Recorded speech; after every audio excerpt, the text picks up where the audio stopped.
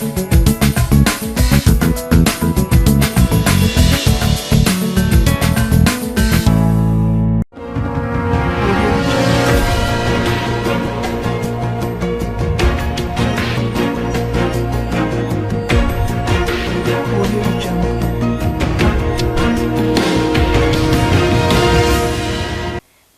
నా పేరు Radhika. Welcome to Maitri news. ముందుగా హెడ్లైన్స్.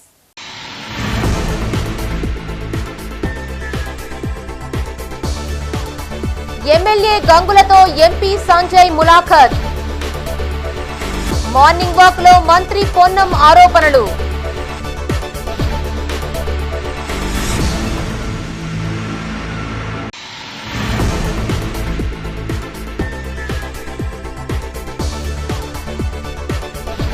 రెండవ రోజు కొనసాగిన నామినేషన్లు. బీజేపీ అభ్యర్థి బండి సంజయ్ తరపున దాఖలు.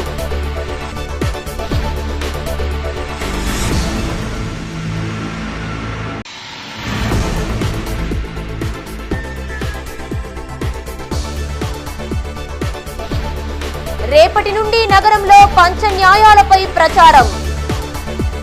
10 ఏళ్ల బీజేపీ పాలనపై విసుగు చెందారన్న కాంగ్రెస్ నేత.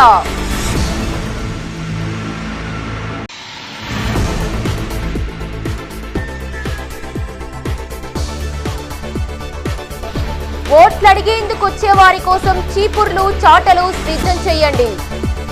కాంగ్రెస్ నేతలపై మాజీ మంత్రి హరీష్ రావు వ్యాఖ్యలు.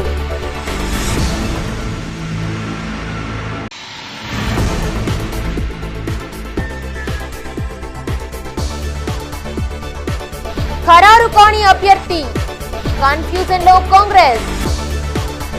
ప్రచారంపై నేతల్లో గందరగోళం.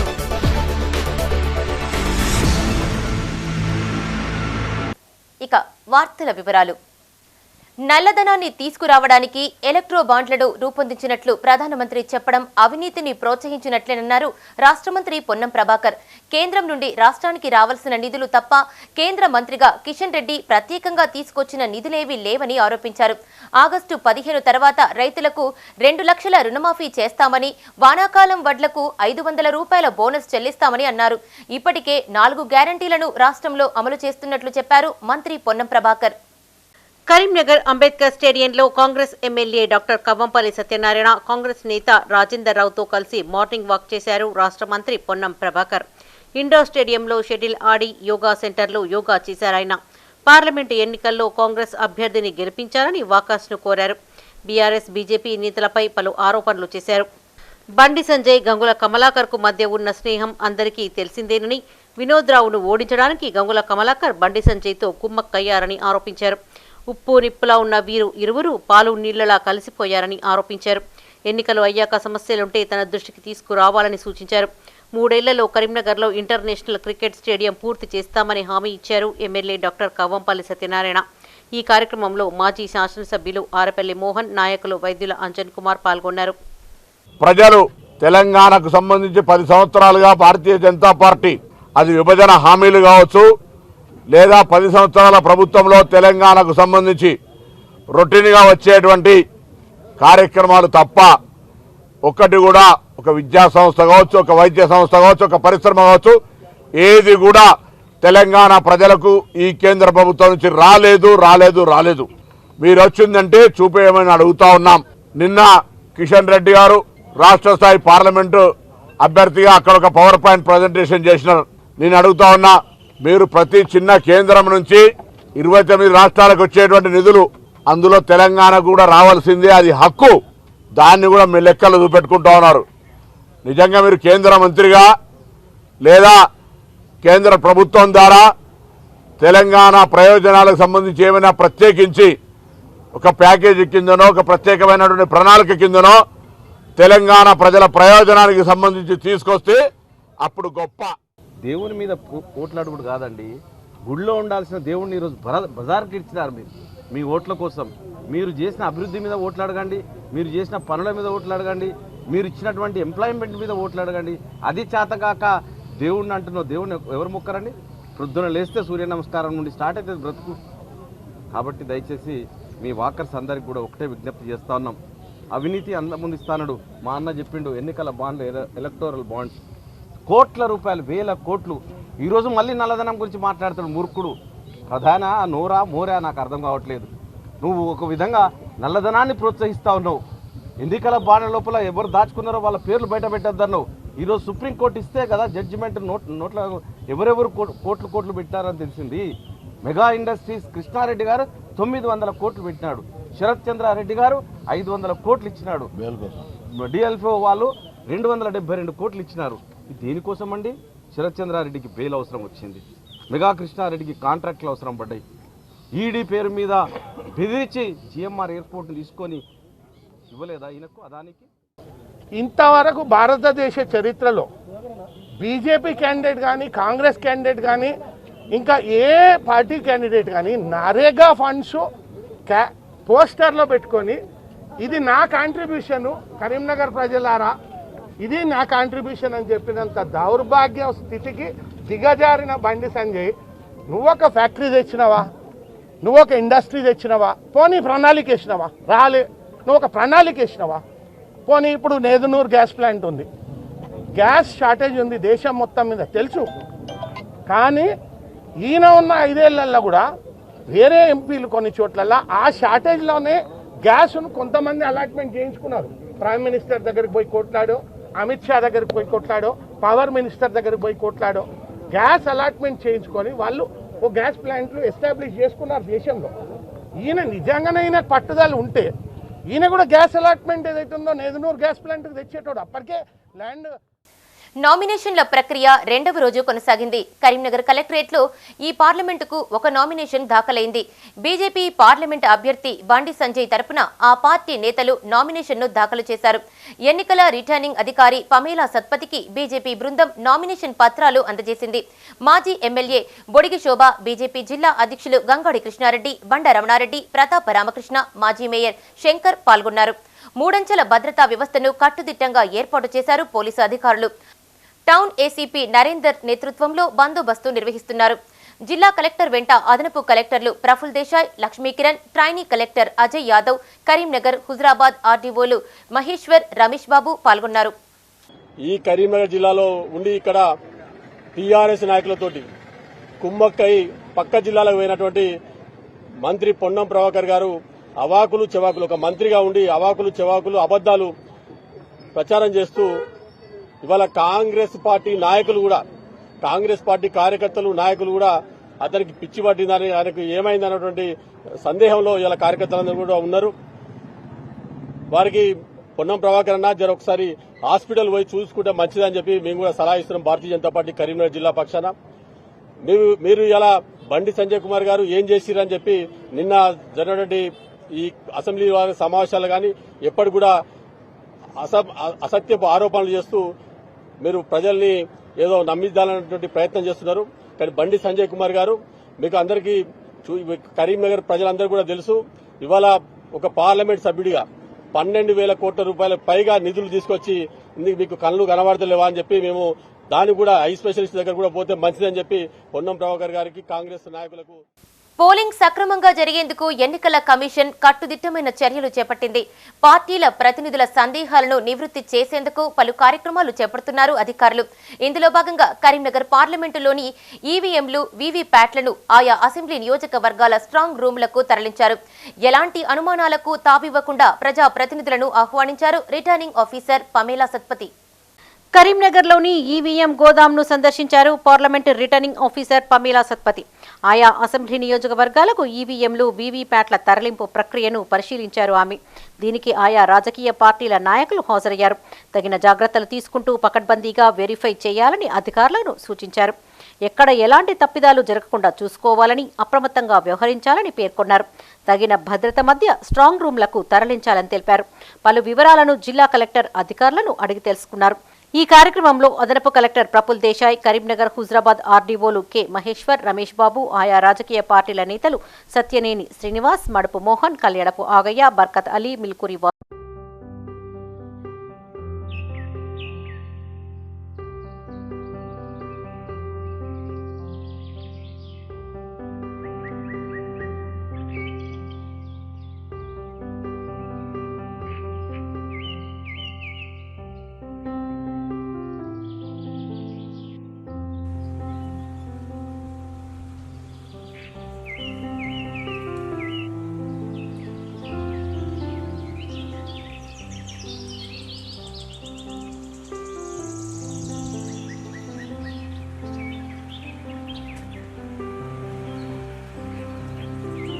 నగరంలో ఇంటింటికి వెళ్లి కాంగ్రెస్ పంచన్యాయాలపై ప్రచారం చేస్తామన్నారు కరీంనగర్ సిటీ కాంగ్రెస్ అధ్యక్షులు సుడా చైర్మన్ కోమటిరెడ్డి నరేందర్ రెడ్డి.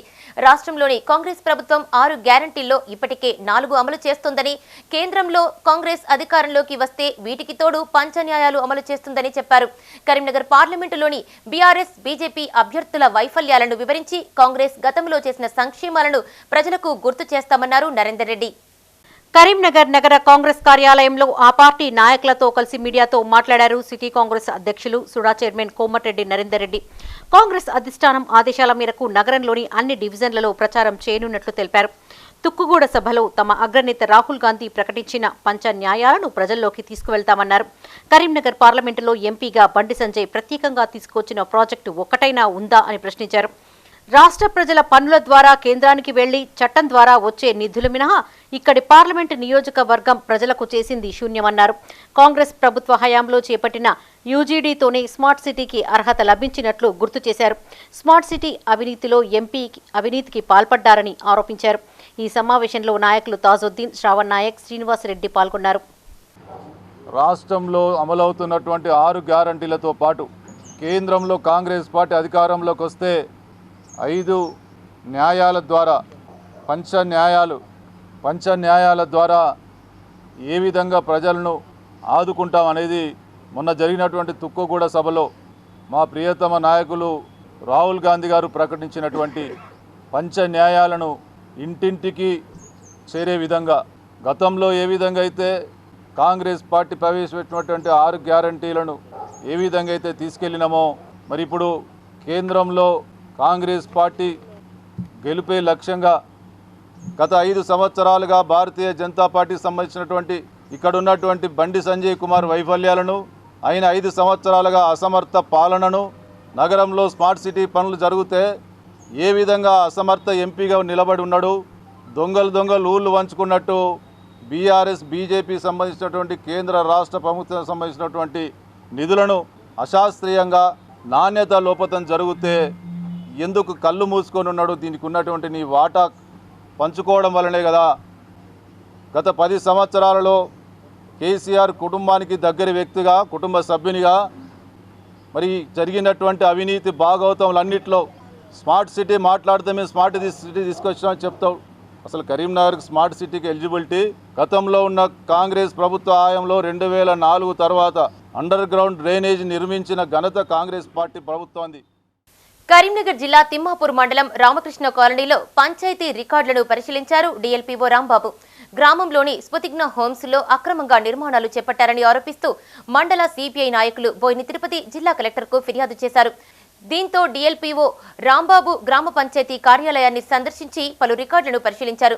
పూర్తి స్థాయి నివేదికను పై స్థాయి అధికారులకు అందజేయనున్నట్లు డీఎల్పీఓ తెలిపారు. స్ఫుతిగ్న హోమ్స్ లో చేపట్టిన నిర్మాణాలను నిలిపివేయాలని డీఎల్పీఓ ఆదేశించినట్లు సిపిఐ నాయకుడు తెలిపారు. ఈ కార్యక్రమంలో ఎంపీఓ కిరణ్ కుమార్, సెక్రటరీ లక్ష్మణ్, కిన్నెర సారయ్య, మాచర్ల అంజయ్య, సంగుపట్ల మల్లేశం, కొమ్మెర కృష్ణారెడ్డి ఉన్నారు. గతంలో దీనిపైన ఉన్న ఫిర్యాదుల మేరకు మేము కలెక్టర్ గారికి ఇవ్వడం జరిగింది. ఆ కలెక్టర్ గారి ఆదేశాల మేరకు ఈరోజు మండలాధికారులు, జిల్లా అధికారులు వచ్చి ఈరోజు ఇక్కడ అన్ని విజిట్ చేయడం జరిగింది. వాళ్ళు ఖచ్చితంగా ఇందులో అక్రమ కట్టడాలైనటువంటి ఈ డూప్లెక్స్లు, పార్క్ ప్లేస్లో ఉన్న డూప్లెక్స్లను చూడడం జరిగింది. అవి ఎన్ని అక్రమంగా కట్టిండు, అది గ్రామ పంచాయతీ పర్మిషన్ లేదు, లేఅవుట్ పర్మిషన్ లేదు, ఎలాంటి పర్మిషన్ లేక కట్టడాలు నిర్మించడం జరిగింది. ఎస్ఆర్ఎస్పి ల్యాండ్లో కూడా అక్రమ కట్టడాలు కట్టడం జరిగింది. అలాగే ఈ కుంట ఆనుకొని ఇందులో ఒక మత్తడి నీళ్ళు వెళ్ళిపోయే ప్లేస్లో కూడా వీళ్ళు గోడలు నిర్మించి అక్రమ కట్టడాలు కట్టడం జరిగింది. అపార్ట్మెంట్ల కింద కూడా సెల్లార్లలో డబుల్ బెడ్రూమ్లు కట్టి ఒక్కొక్కటి 30 లక్షలకు అమ్ముకోవడం జరిగింది. మరి నేను ఇన్ఫర్మేషన్ యాక్ట్లో అడగగా మేము ఎలాంటి పర్మిషన్ లేవు, ఈ ఇండ్లకు ఎట్లాంటి పర్మిషన్ లేవని గ్రామ పంచాయతీ నుంచి నాకు ఇవ్వడం జరిగింది. కానీ ఇక్కడికి వచ్చి చూస్తే అన్ని గ్రామ పంచాయతీ అని స్టాంప్ వేసి కార్యదర్శి సంతకం పెట్టి ఇవన్నిటికి పర్మిషన్లు ఉన్నాయి. మరి ఇవన్నీ ఈ దొంగతనాన ఈ పర్మిషన్లు ఇచ్చుకుంటూ ఈ యొక్క ప్రభుత్వ ఖజానాకు గండి కొడుతున్నటువంటి దీనికి సంబంధించినటువంటి వీరిపైన తగు చర్యలు తీసుకోవాలని కలెక్టర్ గారిని కోరుతున్నాము. దీనిపైన విజిలెన్స్ అండ్ ఎన్ఫోర్స్మెంట్ కూడా మేము ఫిర్యాదు చేసి దీని మీద చర్యలు తీసుకోవాలని, తగు విచారణ జరపాలని మేము కోరుకుంటున్నాము. అమ్మకి సారే మనసారా ఒడిబియ్యం కార్యక్రమాన్ని కొనసాగిస్తున్నారు కరీంనగర్ వాసవి వనితా క్లబ్ ప్రతినిధులు. ఇందులో భాగంగా నగరంలోని క్లబ్ ప్రతినిధులు ఊరేగింపుగా కన్యకా పరమేశ్వరి దేవి ఆలయానికి వచ్చి అమ్మవారికి సారే ఒడిబియ్యం సమర్పించారు. ప్రతి నెల ఒకరి చొప్పున స్పాన్సర్స్తో ఈ కార్యక్రమాన్ని నిర్వహించనున్నట్లు తెలిపారు క్లబ్ అధ్యక్ష ఉపాధ్యక్షులు విజయలక్ష్మి శివలీల. ఈ నెల ఆవునూరి శివలీల అమ్మవారికి సారె సమర్పించారని తెలిపారు. వాసవి వనితా క్లబ్ కరీంనగర్ నుంచి అమ్మకి ఓడిబియ్యం మనసారా సారే అనే కార్యక్రమము ప్రతి నెల జరుగుతుంది. ఇది 2వ నెల భాగంగా చేస్తున్నాము.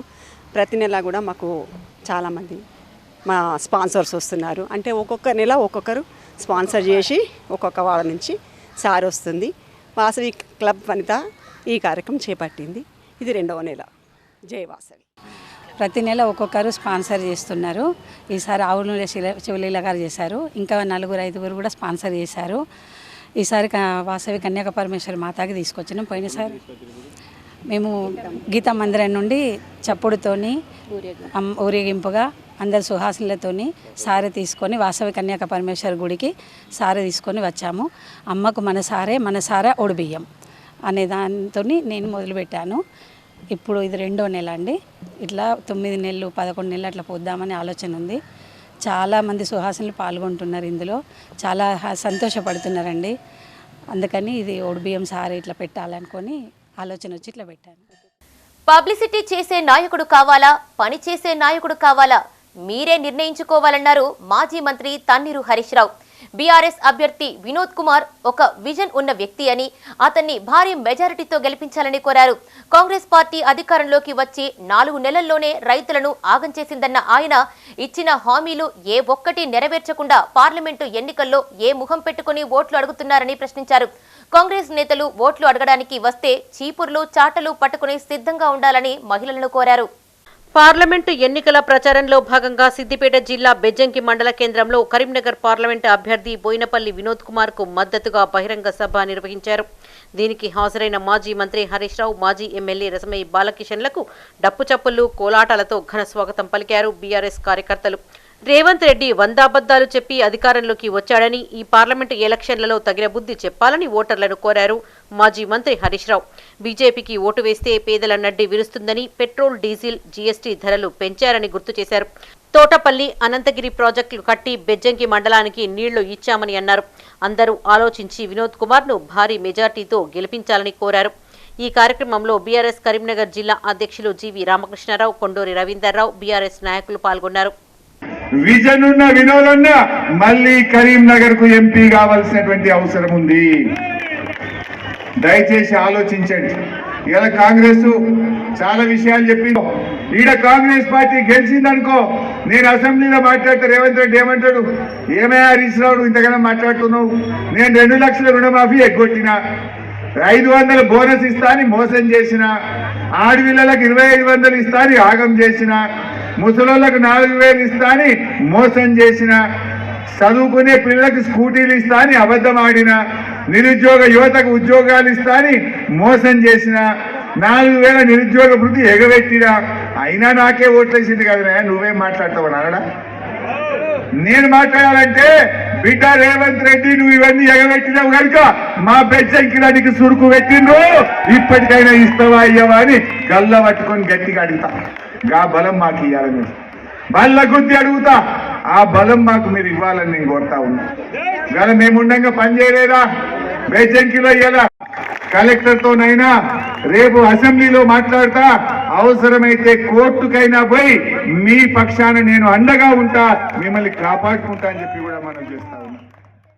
కరీంనగర్ జిల్లాలో ఈ నెల 26 నుండి 28 వరకు ఆన్లైన్లో మోడల్ నీట్ ఎగ్జామ్ నిర్వహించనున్నట్లు తెలిపారు ఎస్ఎఫ్ఐ రాష్ట్ర ఉపాధ్యక్షులు రజనీకాంత్. నగరంలోని ఆ సంఘం కార్యాలయంలో ఆఫీసు బేర్ల సమావేశం జరిగింది.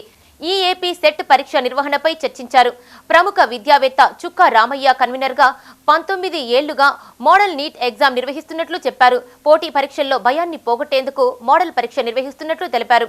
ఔత్సాహిక అభ్యర్థులు 8106351287, 8143091502 సెల్ నెంబర్లకు ఫోన్ చేసి సంప్రదించవలసిందిగా కోరారు. ఈ సమావేశంలో జిల్లా గర్ల్స్ కన్వీనర్ పూజ, జిల్లా కార్యదర్శి గజ్జల శ్రీకాంత్, ఉపాధ్యక్షులు శ్రీజ, రోహిత్, వినయ్, సహాయ కార్యదర్శులు ఇషాక్ పాల్గొన్నారు. ఈరోజు ఎస్ఎఫ్ఐ కరీంనగర్ జిల్లా కమిటీ ఆఫీస్ బేరర్ సమావేశం జిల్లా కార్యాలయంలో నిర్వహించడం జరుగుతుంది. ఎస్ఎఫ్ఐ తెలంగాణ రాష్ట్ర కమిటీ ఆధ్వర్యంలో ఈ నెల 21వ తేదీ నుండి 28వ తేదీ వరకు ఎస్ఎఫ్ఐ ఆధ్వర్యంలో మోడల్ నీట్ పరీక్షను అదేవిధంగా మోడల్ ఎంసెట్ పరీక్ష నిర్వహించడం జరుగుతుంది. దాదాపుగా 15 సంవత్సరాల నుండి చుక్క రామయ్య గారి సౌజన్యంతో ఈ పరీక్ష నిర్వహించడం జరుగుతున్నది. ఈ పరీక్షలో కరీంనగర్ జిల్లా వ్యాప్తంగా ఉన్న విద్యార్థులందరూ పాల్గొనాలని, అదేవిధంగా విద్యార్థుల యొక్క సృజనాత్మకతను వెలికితీయడానికి కోసం ఈ ప్రతిభ పరీక్ష ఆన్లైన్లో కరీంనగర్ జిల్లాలో 3 సెంటర్లలో ఆన్లైన్ పరీక్ష నిర్వహించడం జరుగుతుంది. అదేవిధంగా ఈ నెల 30వ తేదీన విద్యార్థులు బైపీసీ చదువుతున్న విద్యార్థులకు నీట్ పరీక్ష 30వ తేదీన ఆఫ్లైన్లో పరీక్ష నిర్వహించడం జరుగుతుంది. ఈ పరీక్షల్లో జిల్లా వ్యాప్తంగా ఉన్న ప్రతి ఒక్క విద్యార్థులు పాల్గొని జయప్రదం చేయాల్సిందిగా కోరుతున్నాం. జగిత్యాల జిల్లా కేంద్రంలోని పీఎంఆర్ గ్రాండ్ హోటల్లో తనిఖీలు చేపట్టారు ఫుడ్ సేఫ్టీ ఆఫీసర్ అనుష. హోటల్లోని సరుకులు, కిచెన్, స్టోర్ రూమ్లను తనిఖీ చేసి సీజ్ చేశారు. వినియోగదారుల ఫిర్యాదు మేరకు తాము తనిఖీలు చేపట్టినట్లు తెలిపారు. బియ్యం, నువ్వులు, పప్పులకు పురుగులు పట్టాయని, ఆహార పదార్థాల తయారీకి కాలం చెల్లిన సరుకులను వినియోగిస్తున్నట్లు తన తనిఖీలో తేలిందని అన్నారు. వినియోగదారుల ఆరోగ్యాన్ని దృష్టిలో ఉంచుకుని స్టోర్ రూమ్, కిచెన్ను సీజ్ చేసినట్లు చెప్పారు. ఈరోజు హోటల్ పిఎంఆర్ గ్రాండ్కి వచ్చామండి. అయితే ఆల్రెడీ దీని మీద ఒక కోర్టు కేసు ఉంది. ఈ రెస్టారెంట్ మీద కోర్టు కేసు ఆల్రెడీ ఉంది. తర్వాత నిన్న ఒక కస్టమర్ వస్తారు కదా, ఆయన కంప్లైంట్ ఇవ్వడం ద్వారా మేము వచ్చి ఇస్తే మాత్రం మొత్తం కంప్లీట్గా చూడండి. ఎక్స్పైరీ ప్రోడక్ట్స్ చాలా ఉన్నాయండి. దాదాపు 20-21 ఇయర్ నుండి కూడా ఇక్కడే ఉన్నాయి. తర్వాత ఈ నువ్వులు అన్ని పురుగులు పట్టి ఉన్నాయి. చాలా ఉన్నాయి ఎక్స్పైరీ ప్రోడక్ట్స్. తర్వాత ఈ అత్తరు చల్లుతారు కదండి, రోజ్ వాటర్, అది మాత్రం నాట్ ఫర్ హ్యూమన్ కన్సంప్షన్ ఉన్నా కూడా వాడుతున్నారు, బిర్యానీ మీద వేస్తున్నారు. సో అవన్నీ మేము సీజ్ చేసాము. కాంగ్రెస్ కు గత అసెంబ్లీ సీనే ఈ పార్లమెంటులో రిపీట్ కానుందా?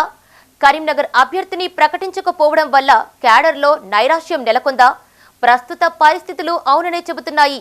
20 రోజుల్లో 7 అసెంబ్లీ నియోజకవర్గాల్లో విస్తృతంగా ప్రజల్లోకి వెళ్లి ప్రచారం చేయడం సాధ్యమా? ఆ పార్టీ ఎమ్మెల్యేలు, ఇన్ఛార్జీలు ఎంపీ అభ్యర్థిని గెలిపించుకునే పరిస్థితులు ఉన్నాయా? రాష్ట్ర ప్రభుత్వ 5 గ్యారంటీలకు తోడు కాంగ్రెస్ జాతీయ నాయకత్వ మరో 5 హామీలను ప్రజల్లోకి తీసుకెళ్లి ఓటర్లను ఒప్పించడం సాధ్యమా? ఇలా అనేక సందేహాలపై కరీంనగర్ పార్లమెంటులో చర్చ జరుగుతోంది. నామినేషన్ల ప్రక్రియ 2వ రోజు కొనసాగింది. వారంలోపు ఈ ప్రక్రియ ముగియనుంది. కరీంనగర్ పార్లమెంటులో ఇప్పటికే బీఆర్ఎస్, బీజేపీలు కొద్ది నెలలుగా తమ ప్రచారాన్ని ముమ్మరంగా కొనసాగిస్తున్నాయి. కాంగ్రెస్ అభ్యర్థిని మాత్రం ఇప్పటి వరకు ప్రకటించనే లేదు. రాష్ట్రంలో అధికారంలో ఉన్నప్పటికీ అభ్యర్థి ప్రకటన లేకపోవడం, ప్రచారం చేయలేకపోతున్నారు ఆ పార్టీ నేతలు. దీంతో క్యాడర్లో నైరాశ్యం నెలకొంది.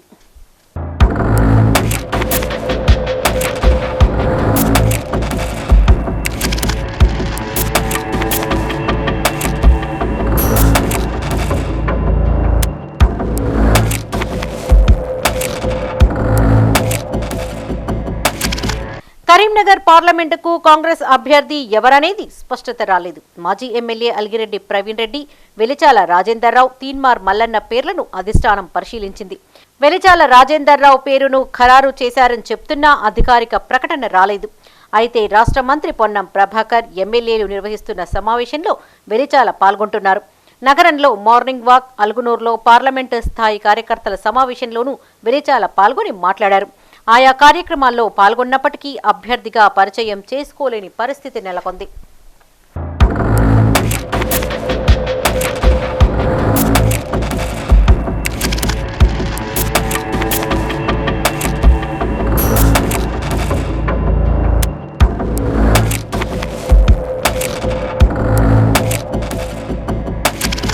కరీంనగర్ పార్లమెంటులో బీఆర్ఎస్, బీజేపీ ప్రచారంలో దూసుకుపోతున్నాయి.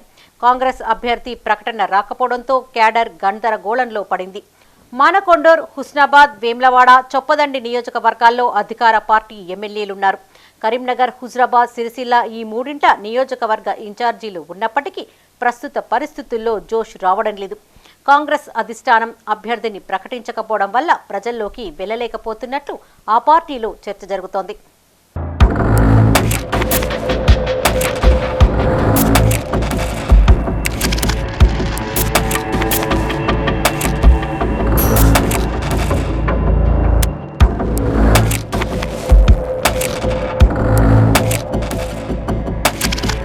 కాంగ్రెస్ ప్రభుత్వం అమలు చేస్తున్న సంక్షేమ పథకాలకు తోడు జాతీయ స్థాయి మరో 5 న్యాయ్ గ్యారంటీలను ప్రజల్లోకి తీసుకువెళ్లలేకపోతున్నారు ఆ పార్టీ నేతలు. మే 13న పార్లమెంటు ఎన్నికల పోలింగ్ జరగనున్న నేపథ్యంలో కరీంనగర్ పార్లమెంటు సెగ్మెంట్ 4 జిల్లాలలో విస్తృతంగా పర్యటించి ఓటర్లను ఆకట్టుకోవడం కాంగ్రెస్కు సవాల్గా మారింది. ఇప్పటికిప్పుడు కాంగ్రెస్ అభ్యర్థిని ప్రకటించిన 20 రోజుల్లో 7 అసెంబ్లీ నియోజకవర్గాల్లో ప్రచారం చేసి ఓటర్లను ఆకర్షించడం తలకు మించిన భారంగా మారింది.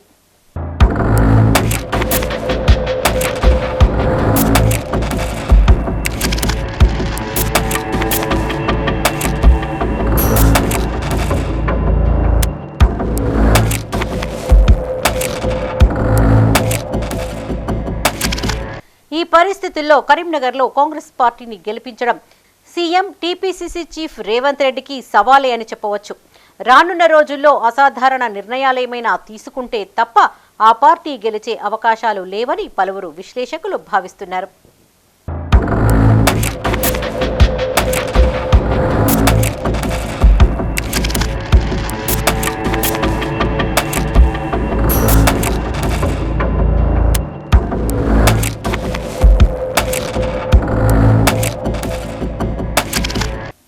ఎన్నికలు సజావుగా జరిగేందుకు అన్ని చర్యలు తీసుకుంటున్నట్లు తెలిపారు కరీంనగర్ పార్లమెంటు ఎన్నికల రిటర్నింగ్ అధికారి పమేలా సత్పతి. ఎన్నికల ఏర్పాట్లు నిబంధనలపై కరీంనగర్ కలెక్టరేట్లో మీడియాకు వివరాలు వెల్లడించారు.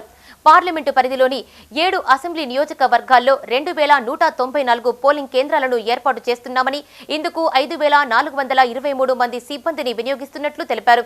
గత పార్లమెంటు ఎన్నికల్లో 69.49% పోలింగ్ నమోదైందని, ఈ ఎన్నికల్లో పోలింగ్ శాతాన్ని పెంచేందుకు పలు కార్యక్రమాలు చేపట్టినట్లు గుర్తు చేశారు. ఈ నెల 25 వరకు నామినేషన్లు స్వీకరిస్తున్నామని, 29న విత్డ్రా చేసుకునే వీలుందని అన్నారు. అభ్యర్థి 95 లక్షలకు మించి ఖర్చు చేయరాదని, ప్రచార ఖర్చు వివరాలు నివేదించాల్సి ఉంటుందని అన్నారు. ప్రశాంతంగా ఎన్నికలు నిర్వహించేందుకు పార్టీల నేతలు, ప్రజలు సహకరించాలని కోరారు.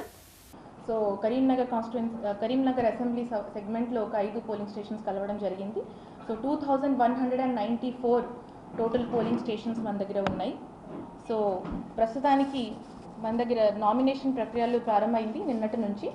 సో ఇప్పటి వరకు మనకి 3 నామినేషన్లు రావడం జరిగింది. 2 ఇండిపెండెంట్ క్యాండిడేట్స్ నుంచి, ఒకరే బీజేపీ నుంచి రావడం జరిగింది. సో నామినేషన్ ప్రక్రియ సందర్భంలో కొన్ని రూల్స్ మీ అందరితో షేర్ చేస్తాను. 6వ ఛాంబర్లో నేను నామినేషన్ కలెక్ట్ చేసేటప్పుడు ఓన్లీ 5 మాత్రమే లోపలికి పర్మిటెడ్ ఉంటారు. 3 వెహికల్స్ 100 మీటర్స్, 6వ ఆఫీస్కి 100 మీటర్స్ డిస్టెన్స్లోపు ఓన్లీ 3 వెహికల్స్ మాత్రమే అలౌడ్ ఉంటుంది. తర్వాత ఇండిపెండెంట్ క్యాండిడేట్ కానీ రిజిస్టర్డ్ అన్రికగ్నైజ్డ్ పొలిటికల్ పార్టీ ఉంటే స్టేట్లో 10 ప్రపోజర్స్ సంతకం అవసరం పడుతుంది ఆ కాన్స్టిట్యున్సీకి చెందిన వాళ్ళు. నేషనల్ కానీ state registered recognised political party ఉంటే ఒక ప్రపోజర్తో సరిపోతారు. తర్వాత సెక్యూరిటీ డిపాజిట్ సందర్భంలో ఎస్సీ ఎస్టీ రిజర్వ్డ్ క్యాండిడేట్స్ ఉంటే వాళ్ళు దానికి సగం ఉంటుంది వాళ్ళకి సెక్యూరిటీ డిపాజిట్. సో పార్లమెంటరీ ఎన్నికలు కాబట్టి 25,000 వరకు జనరల్ క్యాండిడేట్స్కి ఉంటుంది. ఫుడ్ పాయిజన్ తో గురుకుల విద్యార్థులు అస్వస్థతకు గురయ్యారు. పెద్దపల్లి జిల్లా సుల్తానాబాద్లోని Telangana social welfare residential school విద్యార్థులు ఉదయం టిఫిన్ చేసిన తర్వాత ఒక్కసారిగా వాంతులు, విరేచనాలు కావడంతో ప్రభుత్వ ఆసుపత్రికి తరలించారు.